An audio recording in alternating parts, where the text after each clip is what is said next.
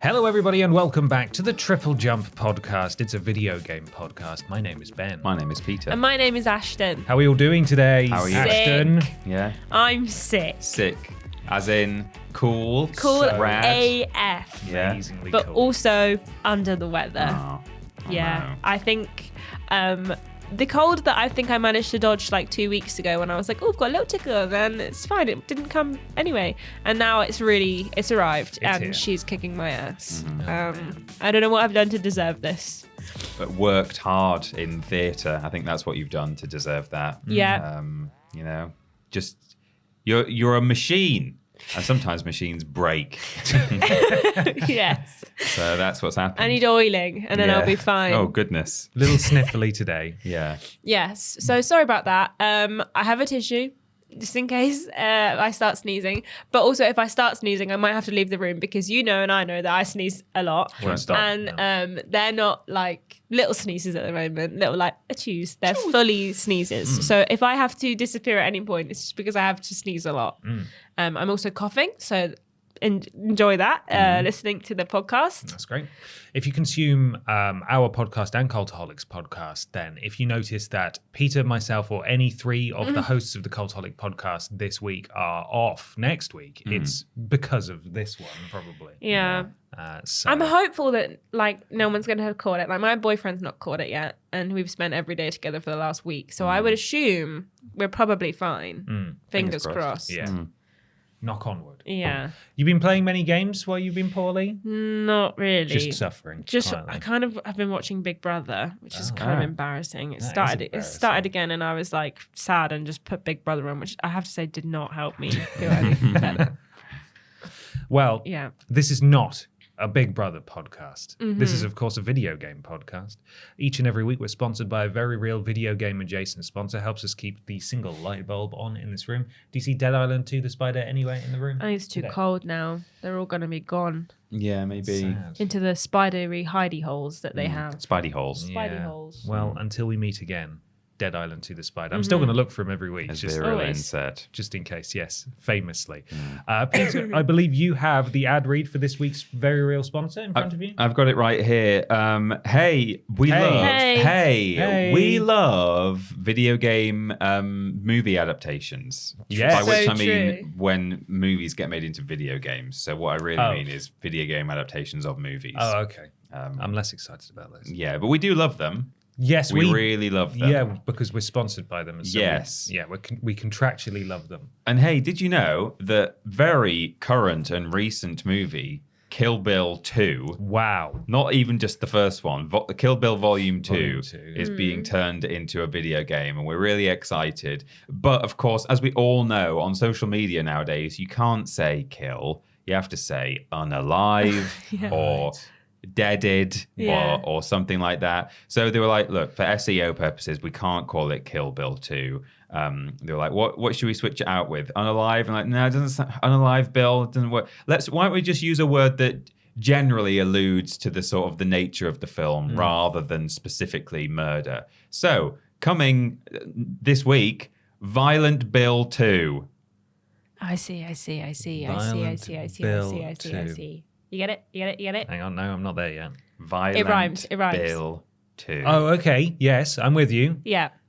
Violent Bill 2. Cool. Yeah. What happens in Violent Bill 2? You go to a place where various psychological monsters come at you and do like wire foo. Who made it?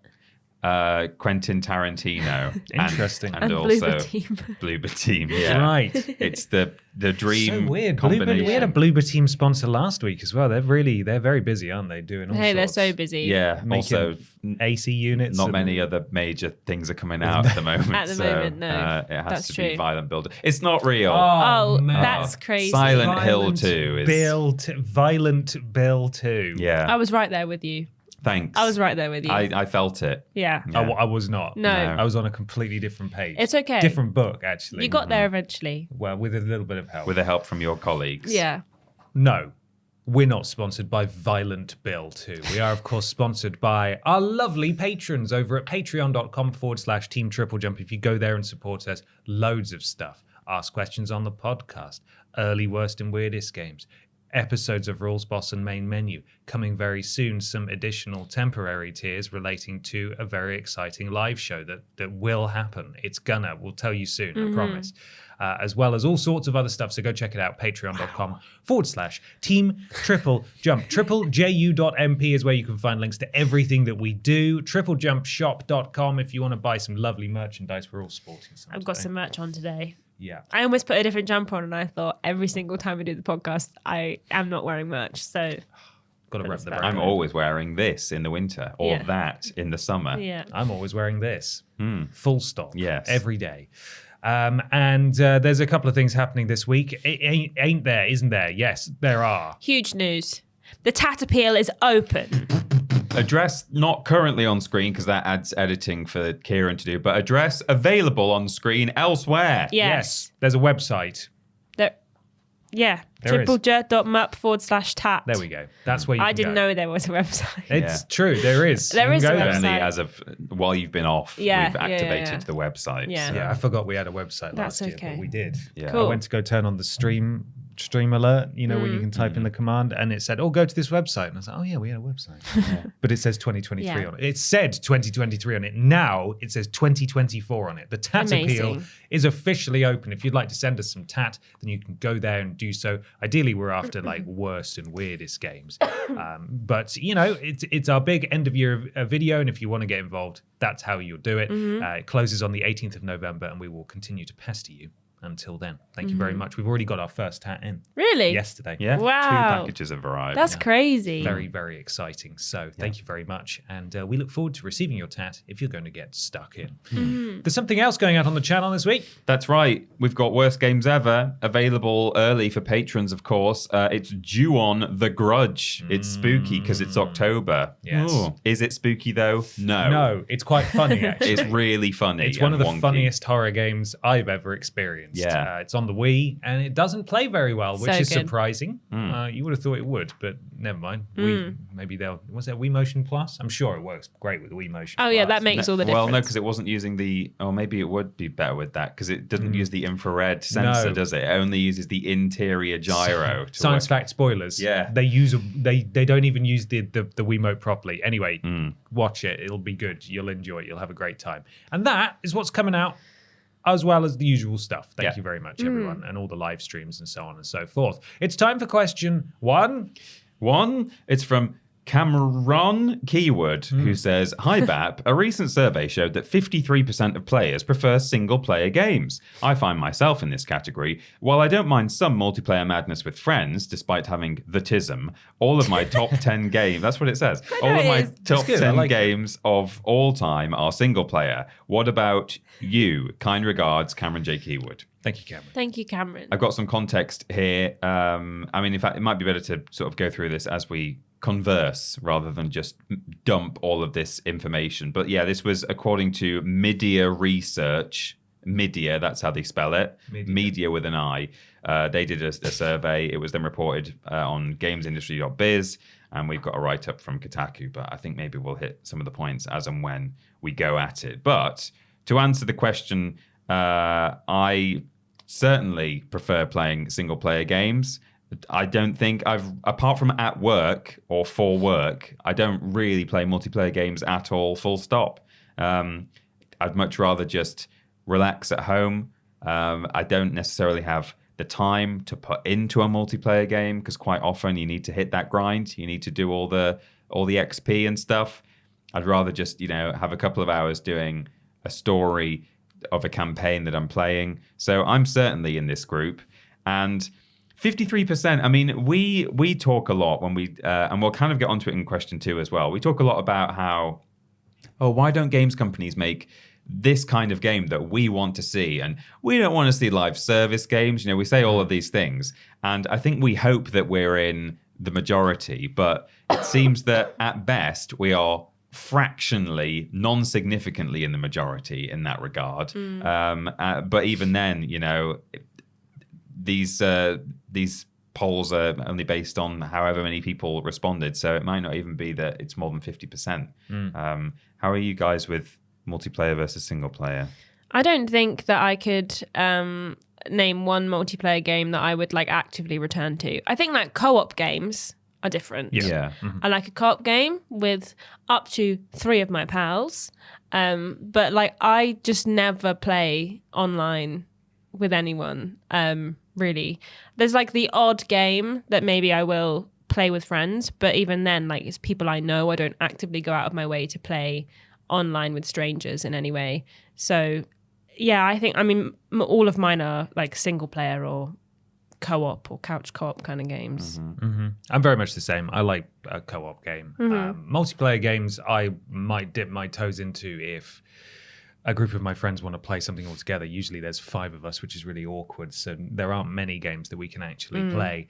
The issue is, though, that increasingly the skill ceiling required, or just the base level of skill required for any multiplayer game, I am not willing and do not have to spend the time getting good at the game. Yeah. So when I have limited time to play games, I'll either want to play something in co-op that I know I'm going to enjoy and work through with a friend or my girlfriend or whatever, or I want to play something single player. And every time I try, like even with the last thing I played that was properly multiplayer was the Call of Duty Black Ops beta a few weeks ago, and I did okay. But it's an awful lot of like waking up and then dying and then respawning and dying over and over again. And I don't find that fun in the same way that I used to. I have far less patience for it, even though I think I'm probably better at multiplayer games now than I ever was when I was a teenager playing Call of Duty online or whatever.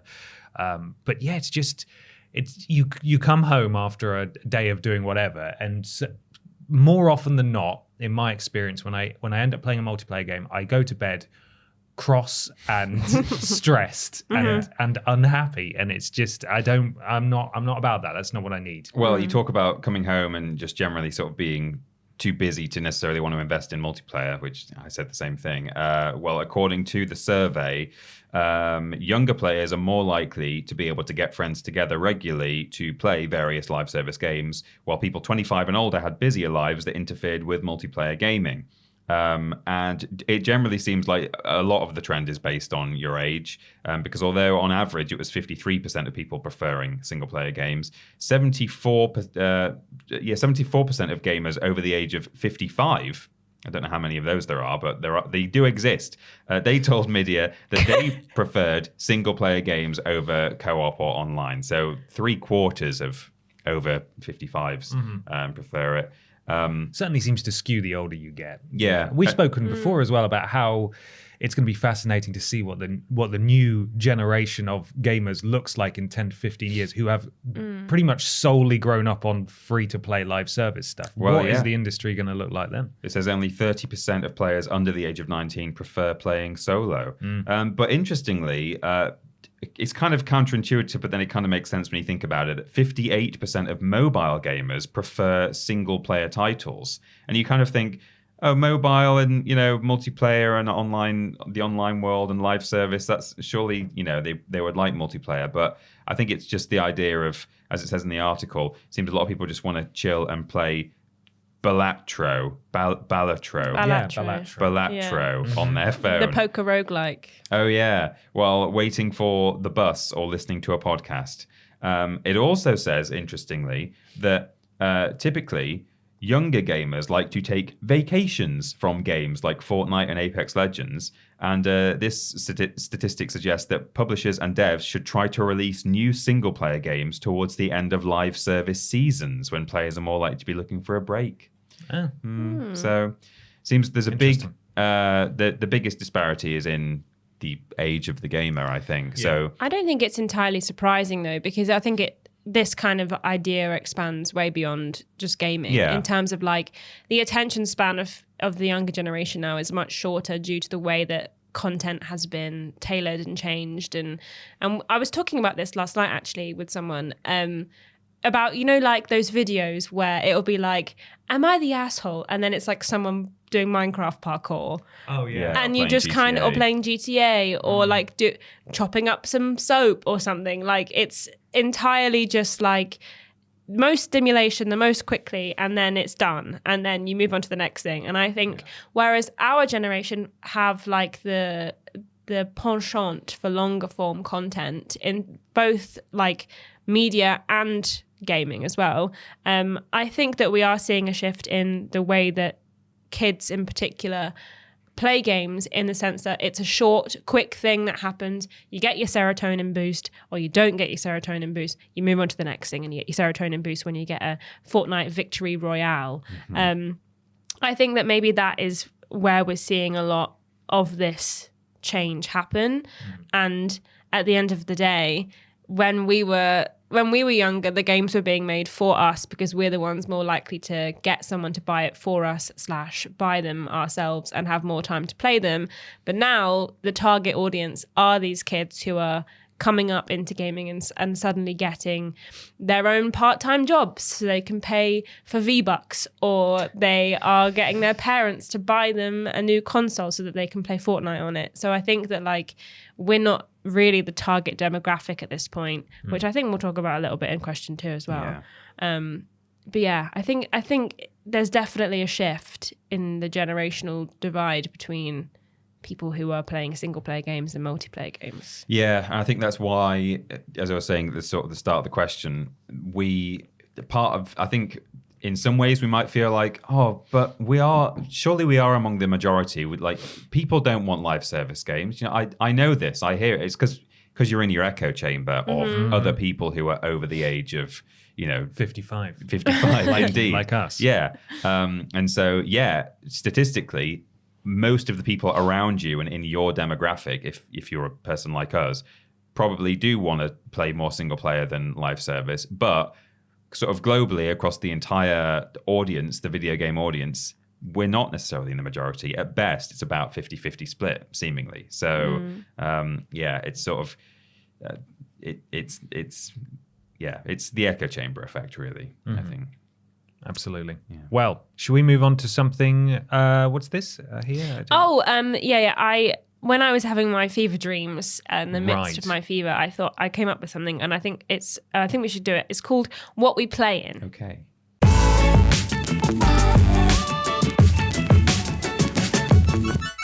It's What We Playin time. Time to talk about what we've been playing. Peter, Austin, what have you been playing, please? I've played almost nothing. Bloody hell. I had a long weekend away. Unacceptable. I got back late Sunday night, and I spent most of Monday just sort of resting and not playing video games. Yesterday, at time of recording, was my stream, so I didn't want to play video games that night. And Tuesday was the only night I had to do all my chores because I've been away for the weekend. So what do your chores look like? What's your chores?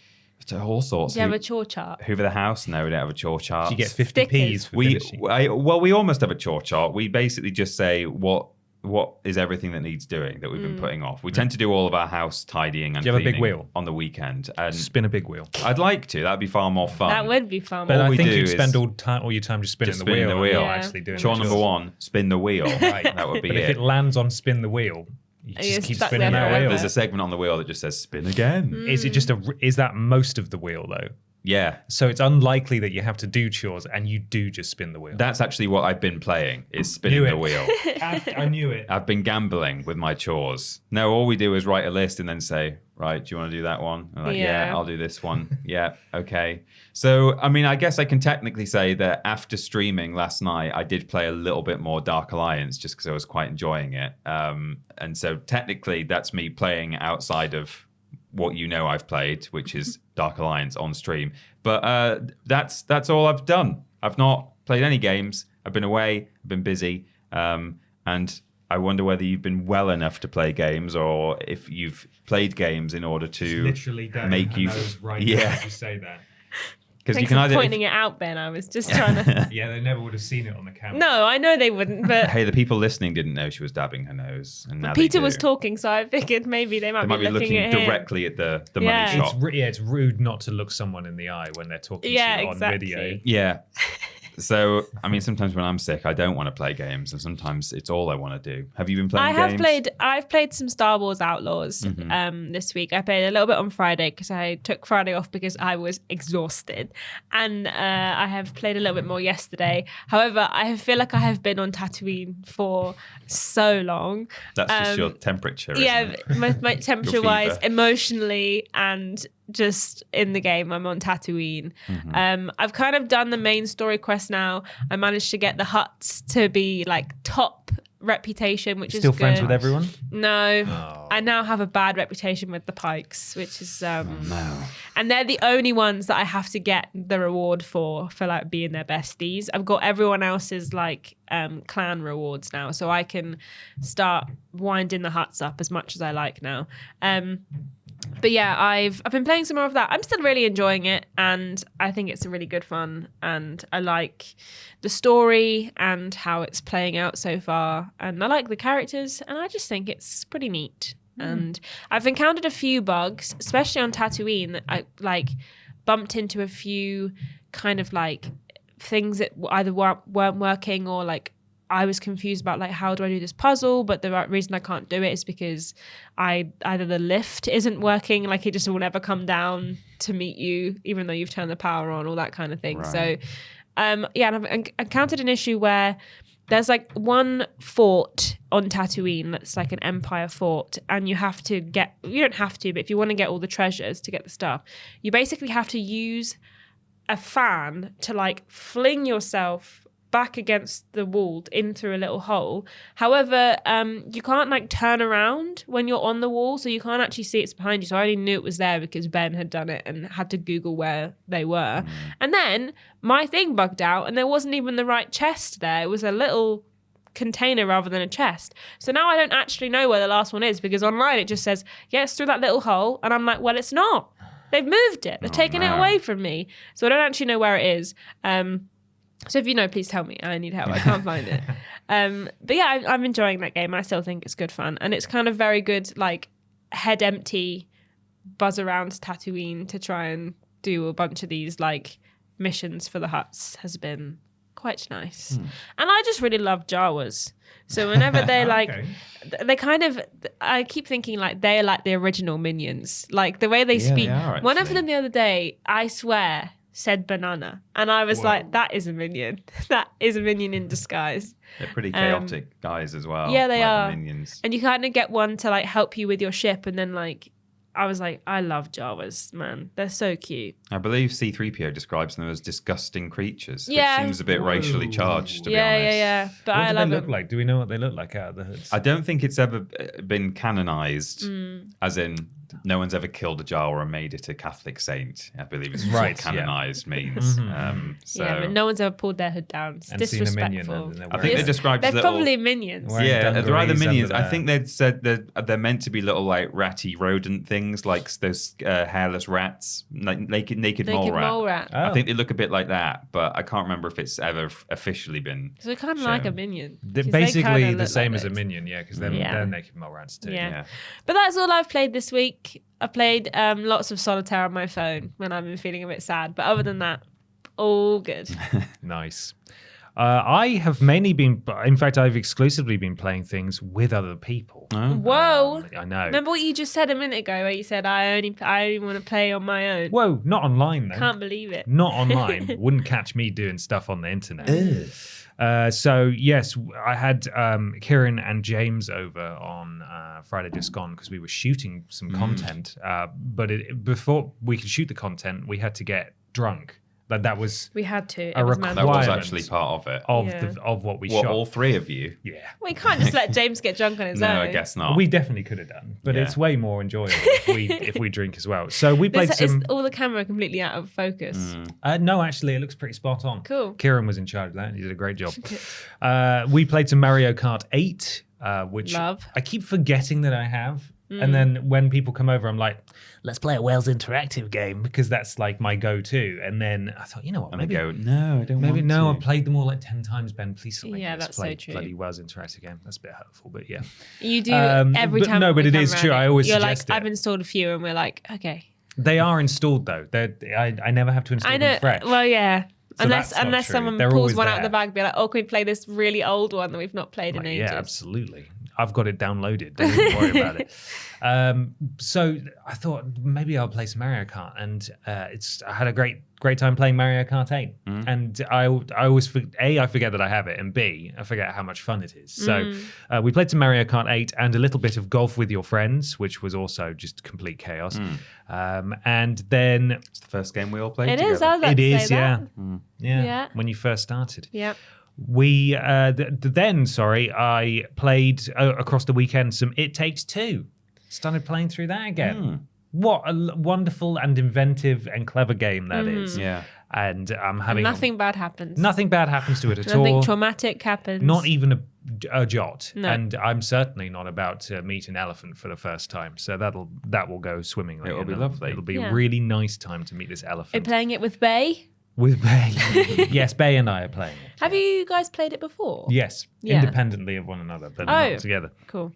So it's really nice going through it again, and I just can't wait to see what Joseph and his band of merry friends come up with next, because it's been, what was this, 2021? 2021, yeah. I think so. Possibly. Maybe 2020. Yeah, Yeah, it's I was been gonna a say little it feels while. earlier I than think that. it was 2020 because it came out before I started, and I started 2021. So I think it's 2020 it came out. So it's been a few years. Hopefully, not Might long be until wrong. we get a very exciting new co-op adventure from Hazelight, I think they're called, the developers. So that's been great. And then I played a little bit more Mario Kart 8, and I played some Nightbook, which is a Wells Interactive game. And it was because people came over and I suggested it, and they said, yeah, that sounds great. And you know what? We had a great time. And no one asked about Mario Kart until I said, hey, how about Mario Kart? And they said, we should have played Mario Kart the whole time. Yeah. Wells Interactive games are terrible. Why did you make us do that? We're leaving and we're taking this. And then they helped themselves to like 3 coats off the coat rag on their left. No way. That's how What, upset each? they were. Fair about, payment. Coats about have you making got? them play Wells Interactive games. They probably did They you a stole my favour. clothes Yeah. when they left. Can't believe it. So that's what I've been playing. Just some co-op stuff. Well, now it's time for question 2, which comes from Rock Reese. Hey, Bap. Hello. Hello, Rob. Hello. Reese. With the info that Star Wars Outlaws and Prince of Persia underperformed, not just by Ubisoft's lofty expectations, but possibly didn't even break even, I can't help but think maybe we bossaroos aren't actually voting with our wallets as much as we preach. As we have only ever wanted Ubisoft to deviate from their formula for years now, but yet we didn't come in droves to buy the games that actually aren't in their normal style of game. This and, sorry to throw you under the bus here, Ben, Oh no, the PS5 Pro selling out. I didn't buy one. You didn't buy one though. So You tried. He I tried. did try, but for different You reasons. tried, I bloody tried. scumbag. How dare you? Something that will probably severely impact us in future console releases and makes me terrified on the PlayStation 6 prices. While I thought every gamer was unanimous in its rejection, I was proven wrong pretty quickly. So I have to ask, are we all the problem for many shortcomings in the games industry as much as we don't think we are? Thanks, Rock Reese. Thank you, Rock Rock Reese. Reese. Get Question. back the bus up a bit, though, please. I want to get up. You can't. You're already I'm under it. under it. No. Okay. Are you actually under the wheels right now? Is the I do, bus well, on yeah. If you could call someone and get me out from Like, under the this bus, sounds I'd really appreciate bad. it. Get a winch out. I don't think we should carry on with the podcast. You can answer your question. I'm fine. I can breathe. Okay. Ashton can call someone while you answer. Right, that's fine. So this, in a way, you could say it ties into question 1 to an extent in terms of what we think we want and what we think everyone wants in the games industry versus what we're actually getting and what the stats tell us. And I think this is part of the issue is that we have these thoughts about, for example, Ubisoft or hardware prices or Sony's general strategy. And even if we do, on an individual basis, vote with our wallets or try to or try not to, then it doesn't stop other people doing different things. And the question is not, I mean, the question could be, are people failing to vote with their wallets, and are they being slightly hypocritical and saying, oh, I think, this is the direction Ubisoft should go, and then they're not supporting that?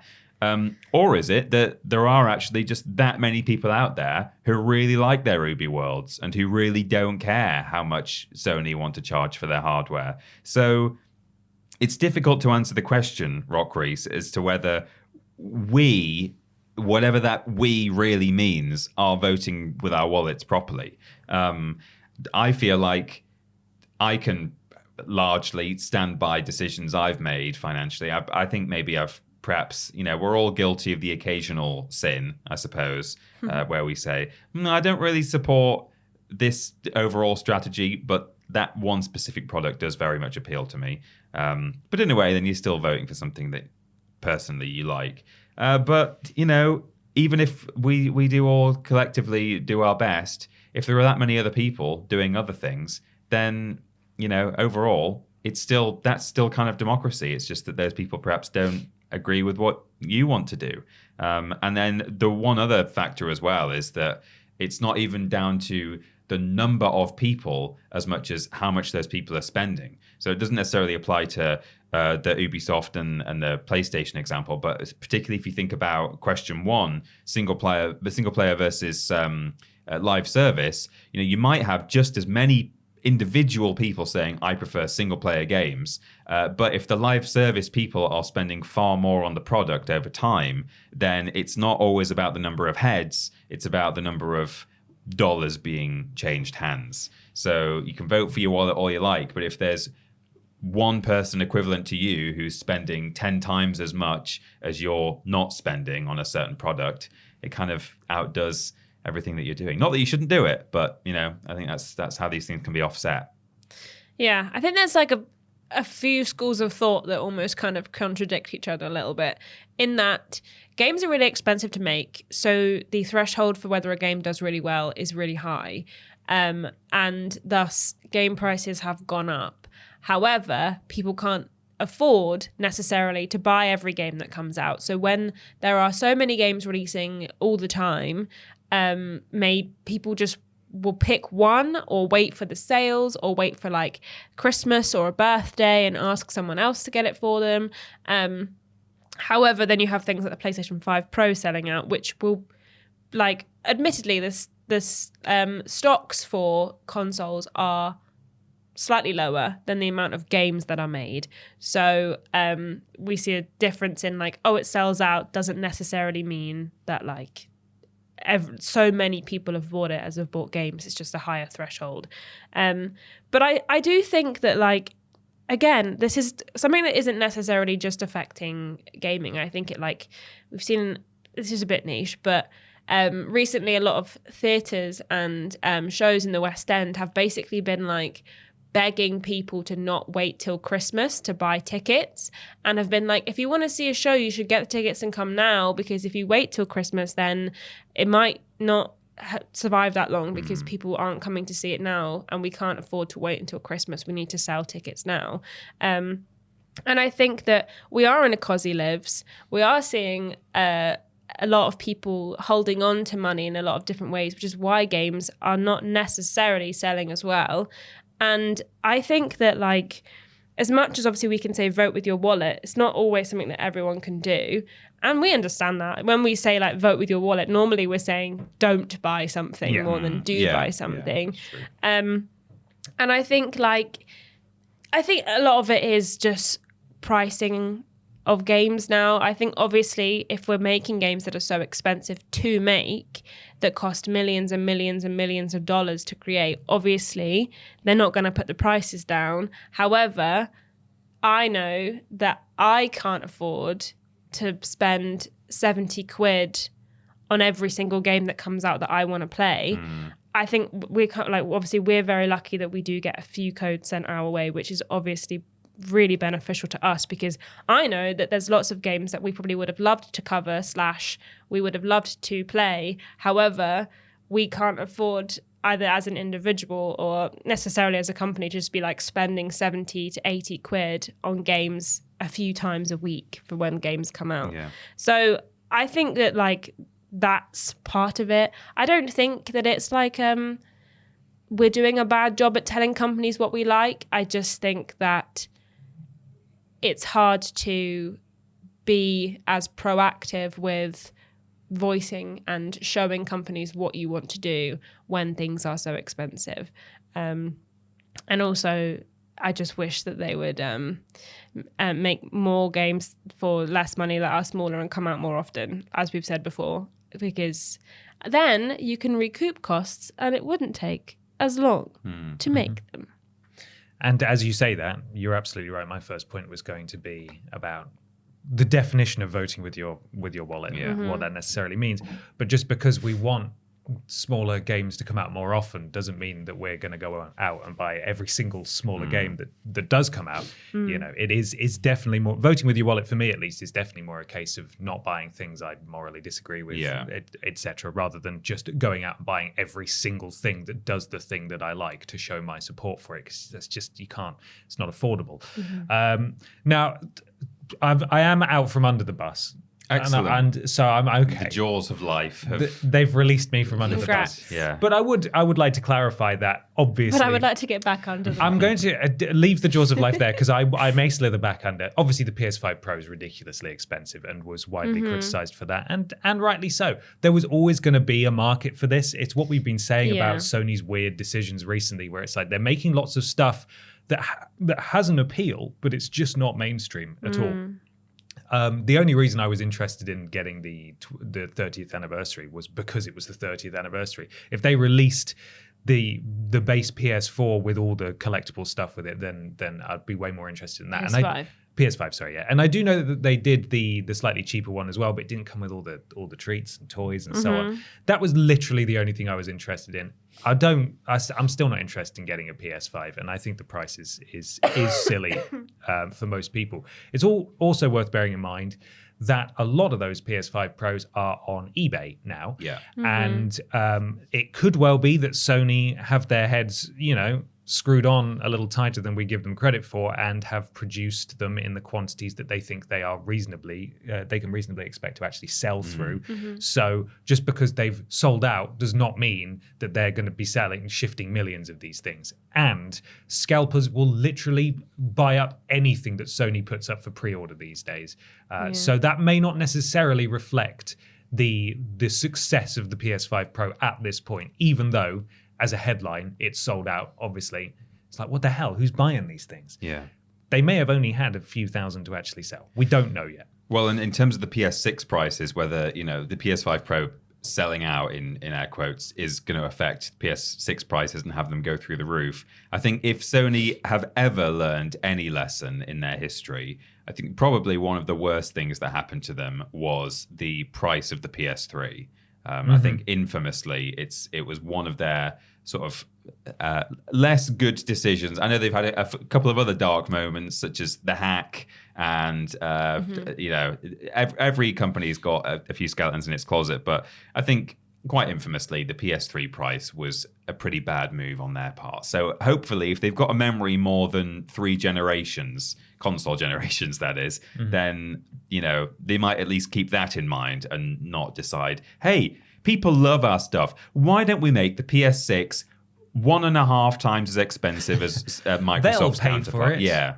Hopefully that's still fresh in the mind. This is, I strongly believe, and I don't think anyone can disagree, that the PS5 Pro is being marketed as a piece of specialist equipment that is only for people who really, really want to see the difference between 60 FPS and whatever else that it could potentially do. Yeah. I'm not personally that arsed about it, but people out there are arsed. I know people who are interested in getting this because of that, because that's what they want to buy. These people exist. It may not be any of us that want to play on a PS5 Pro, but there are people out there that want to do that. Yeah. Just maybe not as many. As for Prince of Persia and Star Wars Outlaws, that could probably be multiple things as well in terms of its underperformance.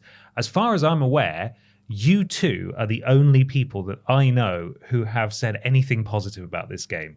Outlaws. It feels like there's a lot of anti-Outlaws sentiment out there. There's definitely anti-Ubisoft sentiment out there as well. I'm not saying that you guys are wrong, of course. I'm really glad you're enjoying it. I don't think there's nothing wrong with it in terms of like, I mean, we knew it was a Ubisoft game, so I wasn't expecting it to be like out of this world stellar. Yeah. But like, I don't think that this is any less good of a game than Star Wars Jedi Survivor in terms of like, I mean, admittedly, like two completely different games. However, like I feel like the same about Survivor as I do feel about this game.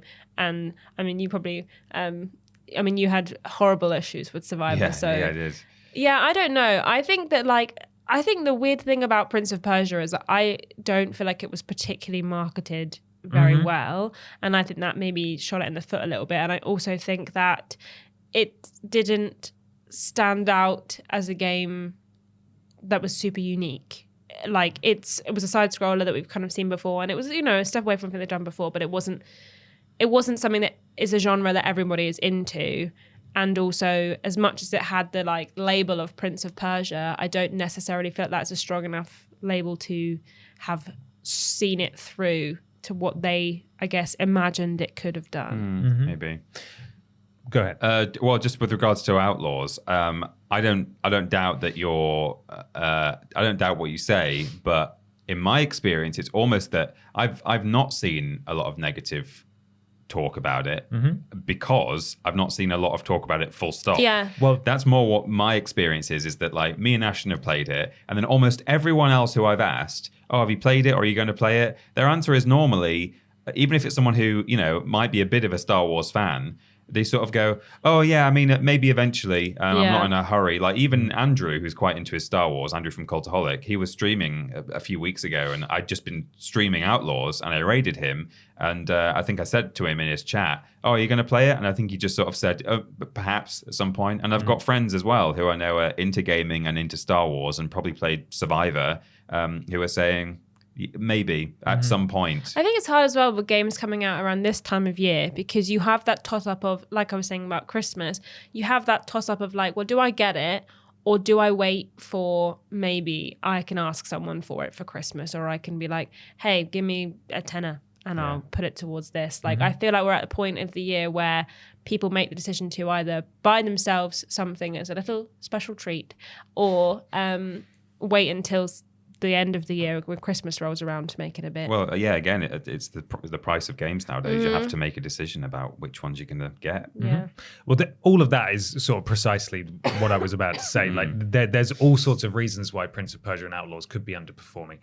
In that, I haven't heard many people talking about this game, but when I do, it's usually, oh, here's a short about the AI looking stupid. Right. Like, it really does feel there's from the stuff that I've seen online, a bit of an anti-Outlaws sentiment. There's certainly, as I said, an anti-Ubisoft sentiment at the moment. Could be poor marketing. Could be all sorts of factors. Could be that people are just sort of tired of Ubisoft games, even though they don't. This one maybe does things slightly differently. There's a number of reasons why that may not be the case. Ultimately, though, it all comes down to the echo chamber and the bubble that you're in on the internet. I've been seeing this negative stuff, not because I've been looking for it, but because it's being shown to me, and maybe you guys haven't seen that stuff. But that negativity certainly will impact people's decision to, as to whether or not they buy it. And have you factored in that there's a woman in it?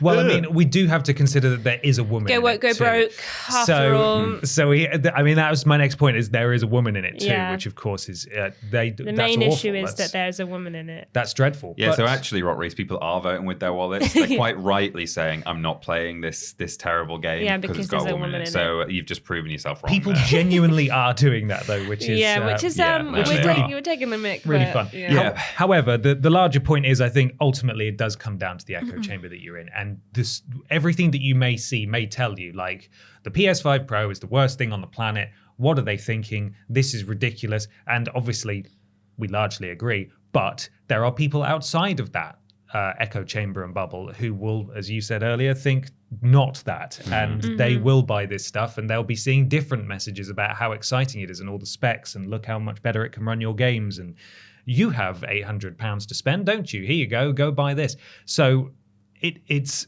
you may believe something to be inevitable based on what you're seeing and what the circles that you run in online. But actually, there's an awful lot of people who make up people who play video games, and it's not necessarily going to represent everyone. So It's difficult to say, but you should still vote with your wallet where you can. It just doesn't mean buy everything that you support. Yeah, it's weird what you have in your own social media bubble, because I do now remember before the game came out, Outlaws, I did see negative stuff from people who had gameplay screenings and stuff, and they were saying, look at this rubbish glitch or this stealth or whatever, or the AI.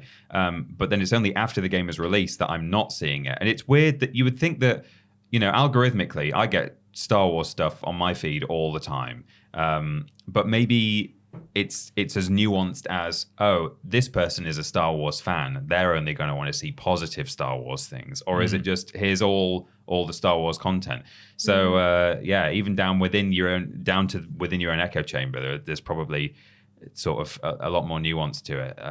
So yeah, it's a strange world we live in. It is. Just do what is right for you, and just bear in mind that games will be unrecognizable in 15 years, and we'll probably hate most of them. So that's the important thing to hold on to here.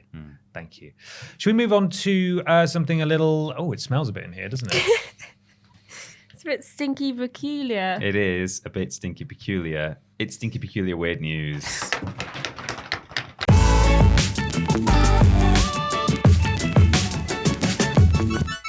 It's weird news time. Time for some weird news, stinky peculiar. If you would like a shout out at this point in the podcast, remember, you need to go to submit the news. I've done this in a completely different way. I've lost my patter that I usually do here. You need to post a weird news story under a relevant social media post that goes out on a Wednesday. However, if you'd like to guarantee a shout out, there we are. We're back on track. You can go to patreon.com/Team TripleJump and become a podcast producer, just like Chip Thompson's Thumbs, Gabrielle Philippink, G-Bike Live, Nexus Polaris, Nicole Hansen, Marlee, Blake Thomas, David Cam, Eric Sue, Greg Giggity, Michael Pendlebury, Katie Garrett, and Big Money Bobby Vega. Me. I would like Interesting. What? to reclaim something that I said last week. Go on. Yeah. Last week, weird news was submitted by someone called Joach. Oh, okay, yeah. Before weird I think news, you mean Joach. Before weird news, Joaquin. I was just gonna say Joach, and then I said that, and these two were like, couldn't possibly be correct. It's not Joach. Made me feel crazy, and then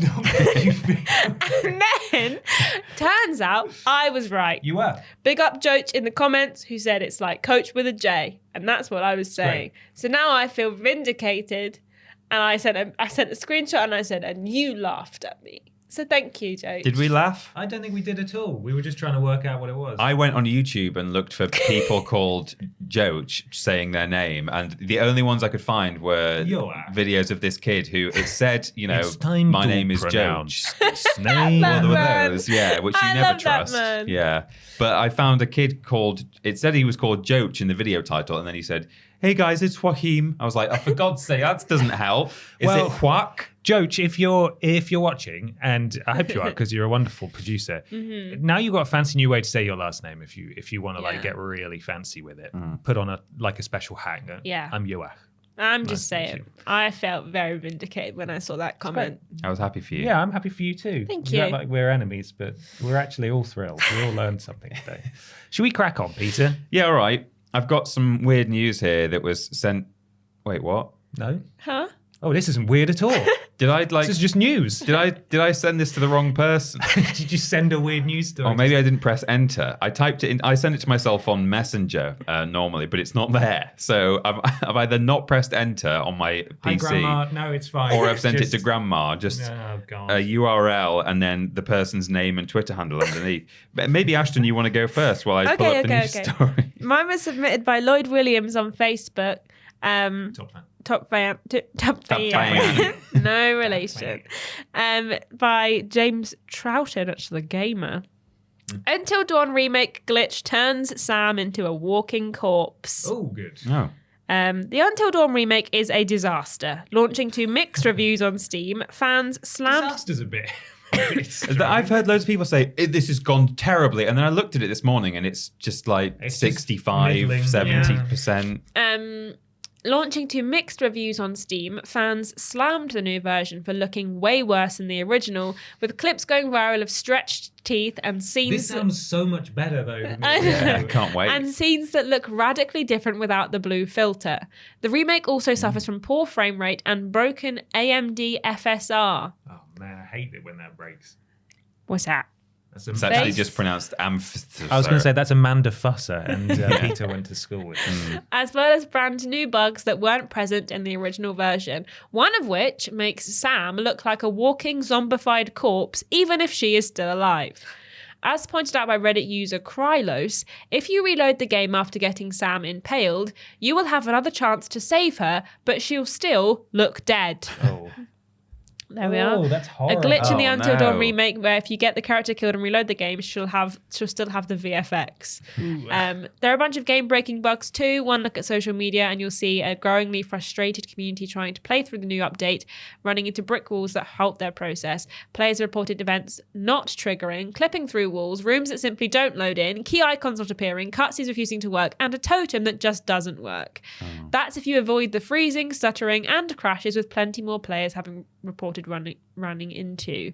That's a shame. I was going to suggest that we play it unpatched, but it sounds like you can very easily just soft break. Yeah, soft lock yourself. Rubbish.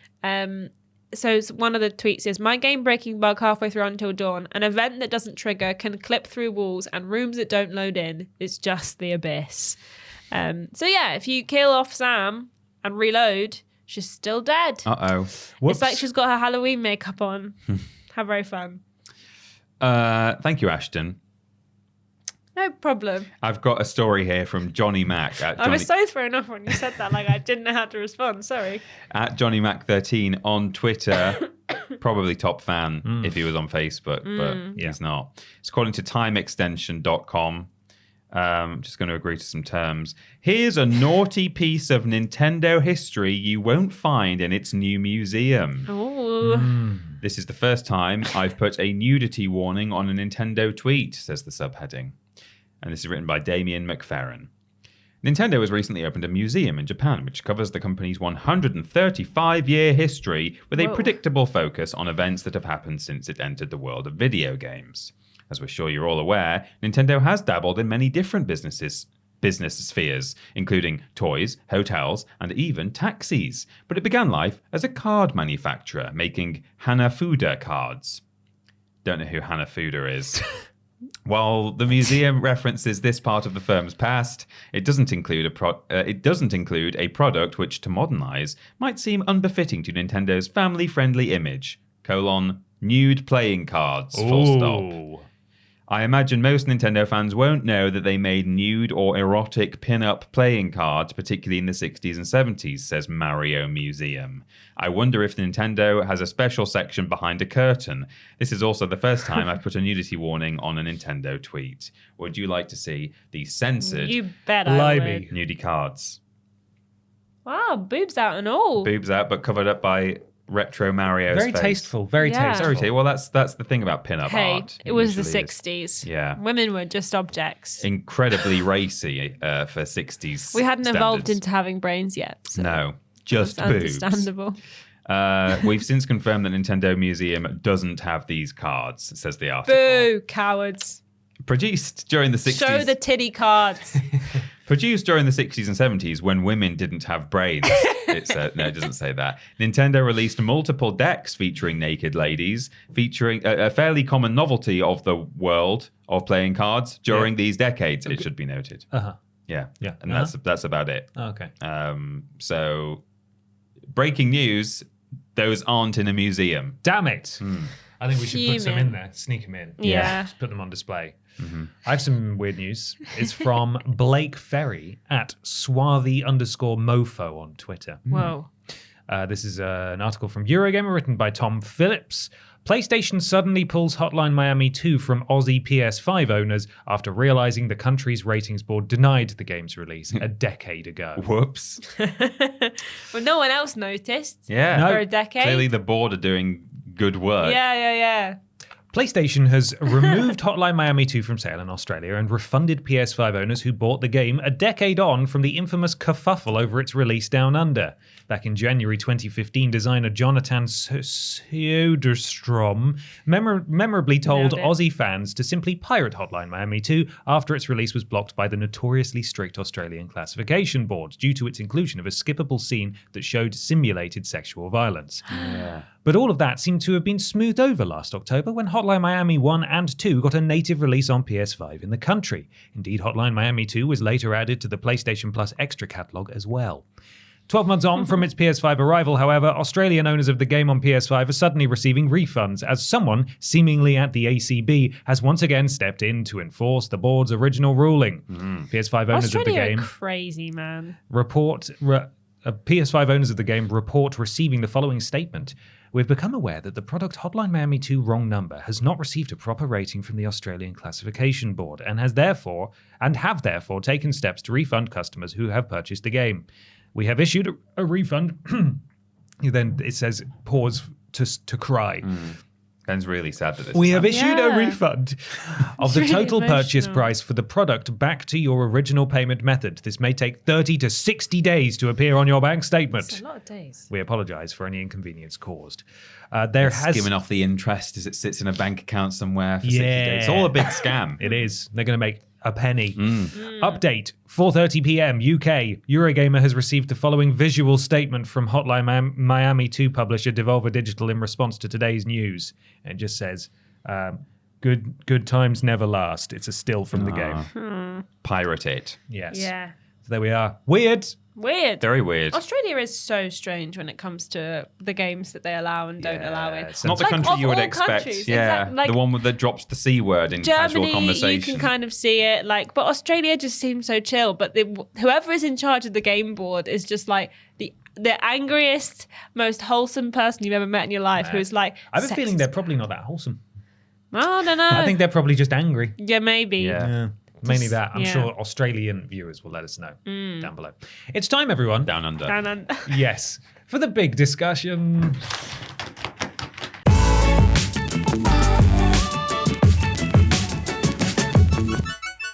Big discussion time. Time for the big video game discussion that this week comes courtesy of Chris McVeigh. Hi, Bap.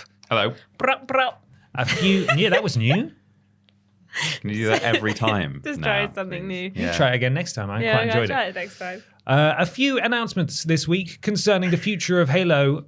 Full stop. 343 Industries are rebranding as Halo Studios, but perhaps more importantly, they've said that for future projects, including some in development at the moment, they will switch to using Unreal Engine 5 rather than continue with their proprietary Slipspace engine. What do you make of this? Do you think this is the right direction for getting Halo back to the highs it once had? And what else should they do as part of this rebrand to make that happen? Thank you, Chris. Thank you, Chris. Here's some write-up from IGN and Kat Bailey. The future of Halo is starting to come into focus. During Sunday's Halo World Championships, 343 Industries made a number of announcements, including that it would officially be changing its name to Halo Studios, and that it's working on multiple new games. In addition, the newly rebranded studios say that all future projects will be developed on Unreal Engine, leaving behind the Slipspace engine utilized by Halo Infinite. The announcements were unveiled in a 7-minute video shown ahead of the Halo World Championships Grand Finals, which showcased the results of Project Foundry, an experimental project designed to show a Halo game built using the Unreal Engine. While it's not much more than a tech demo, it offers a glimpse at a fresh beginning for Xbox flagship franchise in the wake of 2021's Halo Infinite. It's a huge shift for the Halo series, not the least because of the resources poured into the Slipspace engine over the course of its development. The studio formerly known as 343 Industries notoriously struggled with the Slipspace engine during Halo Infinite's development, in part because it used tools dating back to the early 2000s. Still, it was expected to serve as the foundation for the series after Halo Infinite. Respectfully, some components of Slipspace are almost 25 years old, art director Chris Matthews said in an interview with Xbox Wire. Although 343 were developing it continuously, there are aspects of Unreal that Epic has been developing for some time, which are unavailable to us in Slipspace, and would have taken huge amounts of time and resources to try and replicate. So I don't know if you guys have seen this video. There were lots of talking heads, and they showed some very, very, very pretty concept areas. Yeah. We got to see Master Chef wearing his green onesie, and he was holding the sword and stuff. And there was some aliens too. Yeah. Did you see it? I didn't see all of it. I've seen the locations just sort of reposted as short clips on Twitter. I've not seen the talking heads. I didn't see any aliens. So Okay. I clearly have only seen bits. I think it's an interesting move given that one of the kind of philosophies it seemed with Halo Infinite was that they were trying to kind of call back to the original games to an extent in terms of the location design and to an extent some of the gameplay, and to then be making a big change and moving into Unreal away from Slipspace. Does that go against that? I don't know. You can't just like sit in the past and use technology that's not serving its purpose very well just because it calls back to previous work that we've done. So that in itself is not a reason just to stick with what you've got, kind of cutting off your nose to spite your face, really. However, I have seen some people talking about the clips that I have seen with regards to whether it feels like Halo. It certainly was very, very pretty, without a doubt, and certain parts of it look and feel very Halo-like. You've got a lot of alien structures in kind of pine forests, but someone described it as like an advert for a national park rather than... Right, there weren't many, there was just the one biome, wasn't there? Yeah, but I mean, even that, I mean, on the Halo rings, you do have a lot of kind of very Earth-like biomes, so that in itself is not a terrible thing to have done, but it was the fact that it was a lot of very nice nature shots with some beautiful vistas and, you know, waterfalls and trees and things. But they were talking about kind of color theory to an extent, saying, you know, I expect a lot more of a purple kind of filter over the top of everything from Halo, clearer skies. You know, normally when you're on a Halo ring, there aren't a lot of clouds in the sky, for example. And they were going into like quite a lot of detail. Clearly, this is someone who's really into their Halo, probably far more than any of us are. And so perhaps I think some of the Halo faithful might say that, all right, yeah, graphically, this looks good, but does it look like Halo beyond the building designs, which do look like Halo? So I think the proof of the pudding will be in the eating, but it's not a bad move, given that Halo Infinite wasn't a huge success. So at least trying to move into what we all know is certainly a very powerful tool, Unreal Engine 5, it's probably worth a punt, if nothing else. Mm-hmm. I've never played a Halo game. Mm-hmm. I'm not super interested. For a long time, I thought it was just multiplayer. And then I discovered there was actually a single player campaign, but then I didn't have an Xbox, so I didn't have any way to play it. And I wasn't I wasn't going to go out my way to play Infinite because people didn't really like it that much. Yeah, I didn't play it, and I really like the original. Yeah, games. so like I don't have a lot of opinions regarding Halo, just simply because it's just never something that's fallen onto my radar. I think maybe, you know, if the next Halo comes out and it makes sense for me to be able to jump into that one without having played the other ones, then maybe I would give it a go. I don't necessarily feel like I have an opinion of how they can entice me in, because like I say, I really don't know that much about Halo. It's kind of just something that passed me by and I haven't really been that bothered to like read up on, which is probably a bit blasphemous for a lot of people, but it's just not really... It's just not as relevant anymore as it was 15 years ago. No. It really isn't. And that is probably why they've decided to do this rebrand. Yes. Yeah. I mean, we've seen like a lot of, obviously,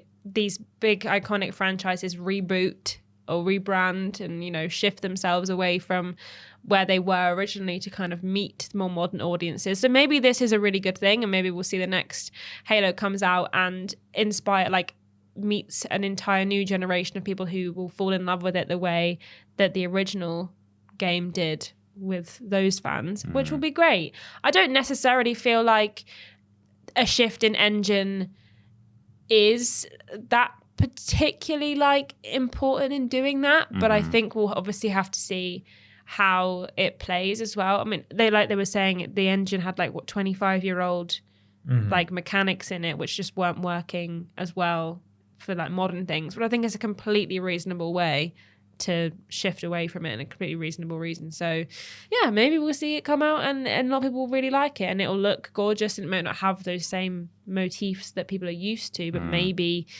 that filter and that look just doesn't work as well now. Yeah. I think it's really promising for Halo as a franchise. I think it is interesting that 343 has decided to rebrand to Halo Studios. I mean, it's purely a cosmetic Put yourself in a change. box a little bit, innit? Well, yeah, I mean, that's all they've ever worked I on, know. to be fair. But like, it's even so, it's, you know, it's not quite as bad with the example I was going to go with. It's like Hermes rebranding as whatever it was, or whatever. Every. Yeah, as every, Oh, and right, they're still just as terrible. It's like, Yeah. this didn't work. We know if anyone's like using the courier every, they're going to have a horrible experience. Yeah. 343 was never that bad. They did a perfectly fine job shepherding the Halo series since Bungie left it. But there can be no argument made that it has never reached the same heights as it did when Bungie was in charge. And it has slowly, over time, as I said, like become less and less relevant. People, especially the kids we were talking about earlier, they don't care about Halo. There hasn't been a groundbreaking, like earth-shattering Halo game in some of their entire lifetimes. Yeah. And it's in order to secure it's by far, I would say, probably the biggest, most recognizable franchise that Microsoft have as a first-party exclusive. And you would want to position that as strongly as possible. And this is probably the best way to do it. Moving to Unreal as well is probably going to make development so much easier for them. They obviously had... I really enjoyed Halo Infinite, but it was clear that, you know, they sort of dropped the ball a bit there in the multiplayer that so many people love Halo for. They were adding modes like way too late for people to really stick around for. The single player, I think now they have... It's been the case for a while that they are just not going to do co-op for the campaign. Again, citation needed for that. I can't quite remember off the top of my head, but I think that was news a while ago. And it missed the launch of the Xbox Series as well, which, you know, really would have helped boost that system. Now, I do have a follow-up article because there has been scuttlebutt about them going to Unreal and what that could potentially mean. This is Eurogamer and Tom Phillips. Today's announcements by the newly rebranded Halo Studios, formerly 343 Industries, that multiple new Halo games are in development has excited fans of Microsoft's flagship Xbox franchise. But is there cause for celebration for PlayStation 5 owners too? From a multi-platform game development perspective, moving to Unreal Engine 5 would certainly... You all right? Yeah, an eyelash just fell in my eye. Okay. I've lost my place now. Sorry. That's all right. Moving to Unreal Engine 5 would certainly be easier for the developer than porting across the existing Slipspace engine, Digital Foundry boss Rich Ledbetter told me this morning. It stands to reason that an engine designed for deployment across multiple platforms would be easier to work with than existing technology built for Xbox and PC.